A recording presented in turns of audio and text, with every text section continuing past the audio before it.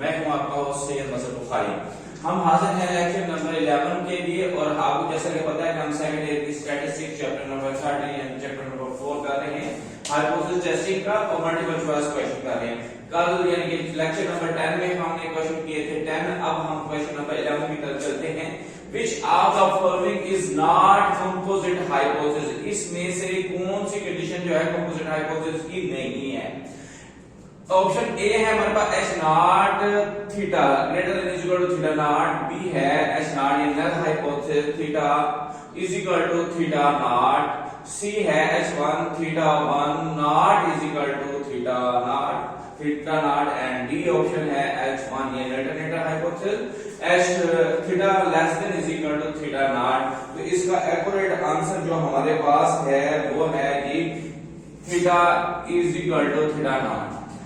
आगे question number 12 की तरफ बढ़ते हैं। Critical region is the part of the sample distribution, क्योंकि critical region sample distribution part होता है for which the null hypothesis.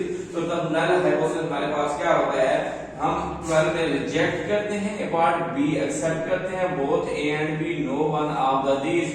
तो इसमें हम क्या करते हैं, रिजेक्ट कर देते हैं। क्या कर देते हैं हम इसके, रिजेक्ट कर देते हैं। क्वेश्चन नंबर 13 की तरफ बढ़ते हैं। वो कहते हैं कि the null hypothesis H not is always true होता है, ऑलवेज फॉल होता है, मे बी ट्रू और फॉल होता है, no one of these.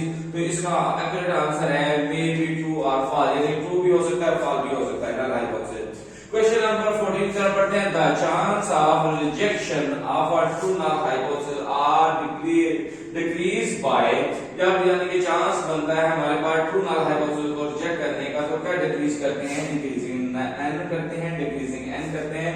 Both a and b होता है, no one of the these होता है, तो इंक्रीज कर देते हैं हम किसको, सैंपल साइज को, n को।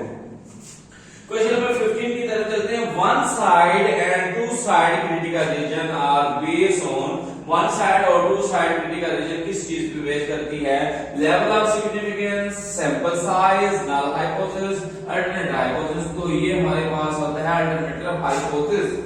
इफ क्वेश्चन नंबर 16 की तरफ पढ़ते हैं। If the alternative hypothesis is of the form of H1 यानी alternate hypothesis theta less than theta not, then the test will be one sided होगा, टू साइडेड होगा, right side होगा, no one of these. तो ये हमारे पास इसका accurate answer होता है null hypothesis, one sided hypothesis.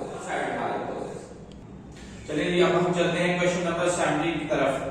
If the alternative hypothesis is of the form H1 यानी कि theta alternative hypothesis theta is equal not is equal to theta 1, then the test will be, तो फिर कौन सा test होता है, two side, left side, right sided, no one of these. तो ये टू साइडेड फार्मूला टेस्ट लगता है। क्वेश्चन नंबर 18 में चलते हैं। If the population standard deviation is not no given नहीं है, नहीं जानते हम स्टैंडर्ड डेविएशन को, and the sample size is large and greater than is equal to 30, then the test statistics to be used। फिर कौन सा टेस्ट स्टैटिस्टिक्स यूज होता है, t test, z test, sample proportion and no one of this. तो z test हम use करते हैं।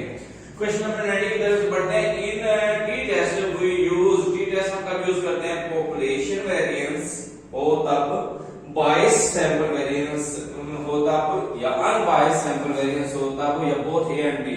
तो अनबायस सैंपल वेरिएंस जब होता है तो तब हम ये टेस्ट यूज करते हैं। क्वेश्चन नंबर 20 की तरफ बढ़ते हैं। For testing of hypothesis about population proportion we use G test, T test, chi square test, both A and B but not C. तो इसका एक्यूरेट आंसर है जी टेस्ट। इसके साथ ही हमारे इस चैप्टर के जो एमसीक्यूज हैं वो कंप्लीट होते हैं। इस चैप्टर के एमसीक्यूज हमने किए 20। तो नेक्स्ट शार्ट क्वेश्चन के लिए हम करेंगे इस नेक्स्ट लेक्चर में इस चैप्टर की शार्ट क्वेश्चन। नेक्स्ट चैप्टर की शार्ट क्वेश्चन हासिल करने के लिए या देखने के लिए हमारे चैनल को आप लाइक और सब्सक्राइब करें और बेल आइकन को दबाएं ताकि हमारे नेक्स्ट लेक्चर आप तक पहुंच सके।